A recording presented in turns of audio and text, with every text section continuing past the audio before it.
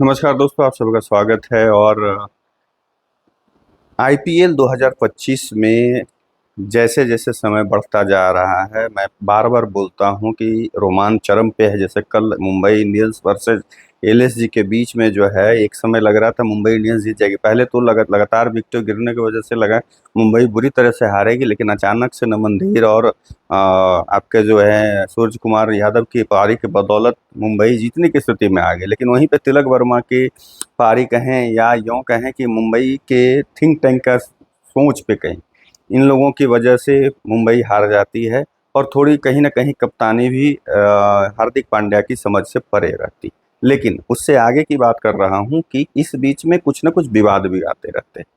अभी दो ऐसे घटनाक्रम हैं जिस पर दोनों पे आप लोगों से ये साझा करना चाहता हूं कि ऋषभ पंत को पंजाब किंग्स ने ट्रोल किया है सोशल मीडिया पे।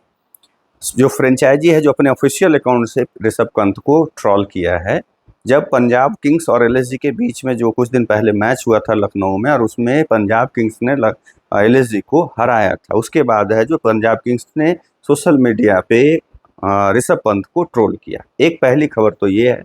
दूसरी खबर है कि यशस्वी जायसवाल ने अजिंक्य रहाणे के किट बैग पे लात मारी थी गुस्से में आकर करके। वो अजिंक्य रहाणे से इतना ज़्यादा गुस्सा हो गया था कि अजिंक्य रहाणे का किट बैग वहाँ पे जो है बैग रखा हुआ था, उस पर उसने लात मारी थी। अब ये दोनों मैटर क्या है, पहले बात कर लेते हैं ऋषभ पंत की।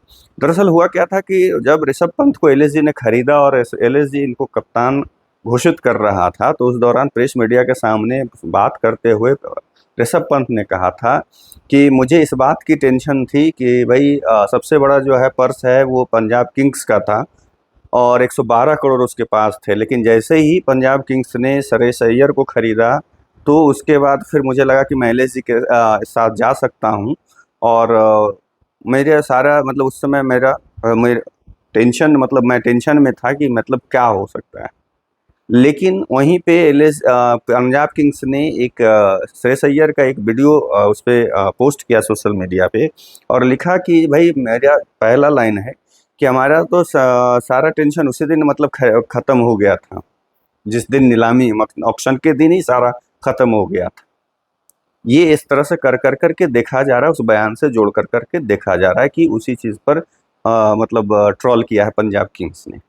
अब रही बात यशस्वी जायसवाल की, तो यशस्वी जायसवाल एक्चुअली क्या है कि कुछ दिन पहले एक निर्णय लिया कि मुंबई को रणजी टीम मुंबई जो है उसको छोड़ करके वो गोवा से खेलेंगे, और उनको मुंबई क्रिकेट एसोसिएशन ने रिलीज भी कर दिया है।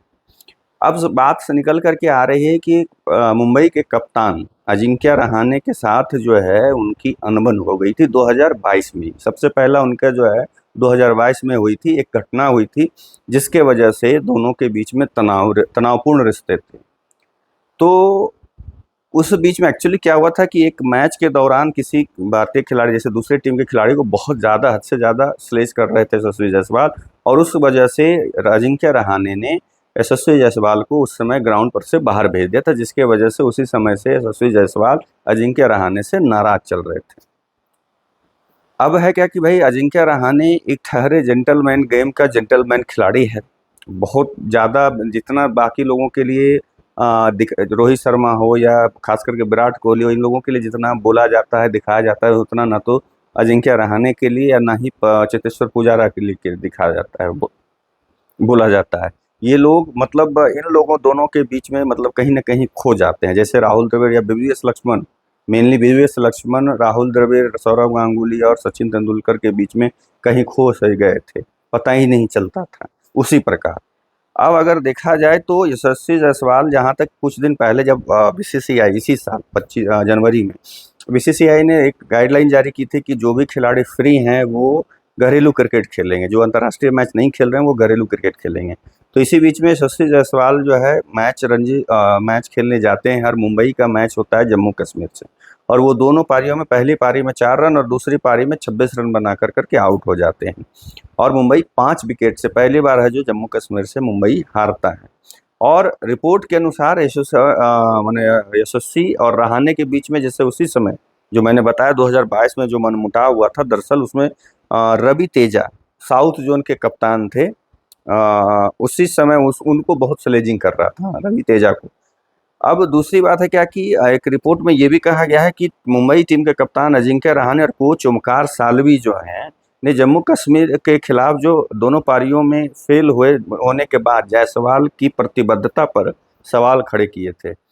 इस वजह से क्या है कि बाएं हाथ के इसके खिलाड़ी जो यशस्वी जायसवाल इतना ज़्यादा गुस्से में आ गए थे कि वो ड्रेसिंग रूम में रहाणे का किट बैग जो रखा हुआ था उस पर कसकर लात मारी थी। अभी ऐसे दोनों अलग अलग टीम में खेल रहे हैं। आरआर के लिए खेल रहे हैं, मतलब राजस्थान रॉयल्स के लिए यशस्वी जायसवाल खेल रहे हैं और कोलकाता नाइट राइडर्स के कप्तान के तौर पर अजिंक्य रहाणे खेल रहे हैं और अच्छा परफॉर्म में कर रहे हैं। लेकिन यशस्वी जायसवाल का इस पूरे आईपीएल में परफॉर्मेंस अभी तक बहुत खराब रहा है। लेकिन वहीं पर देखिए रहाणे का तो बहुत अभी तक बढ़िया वो खेल रहे हैं और तेज तर्रार, जिसके जो उनको मेन जाना जाता है टेस्ट प्लेयर के तौर पर, लेकिन उसके उलट बहुत तेज वो खेल रहे हैं। और कुल मिलाकर यही देख समझ में आता है कि जो आदमी जिसको मीडिया, मतलब जिस प्लेयर को मीडिया हाईलाइट नहीं करता है, उसके जो ये आज के यंग जनरेशन है वो भी रिस्पेक्ट नहीं करता है। और ये आए दिन बार बार देखने को मिलता है। पिच क्यूरेटर पहले कुछ दिन पहले अजिंक्य रहाणे को जलील किया, मतलब एक तरह से वो उसको भाई खिलाड़ी से भी बहुत ज़्यादा बड़ा पिच क्यूरेटर हो गया उस समय, उसकी बात को अनसुना कर दिया। अब ये यशस्वी जायसवाल, अभी आप सोचे कि 22 साल का ही खिलाड़ी है, 21-22 साल का। रहाणे जो अचीव कर चुका है अभी उसको अचीव करने में इसको टाइम लगेगा। और रहाणे के आसपास भी टेक्निक के मामले में मैं मानता हूँ कि ये अभी प्लेयर, अभी इसको टाइम लगेगा। और ये सोचिए कि एक छोटा सा अभी प्लेयर अभी अभी आया हुआ है और ये आकर कर के मतलब सोचें कि इसको इतना ज़्यादा मतलब गुस्सा आया कि जब भाई रहाणे से इतना ज़्यादा इसको तकलीफ हो गया कि उसके किट बैग पर जाके लात मार रहा।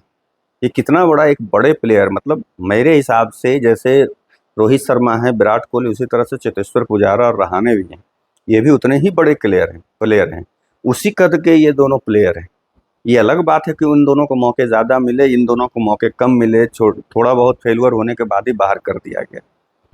जितना फेल्यूर पे उन दोनों को रखा गया, इन दोनों को नहीं रखा गया।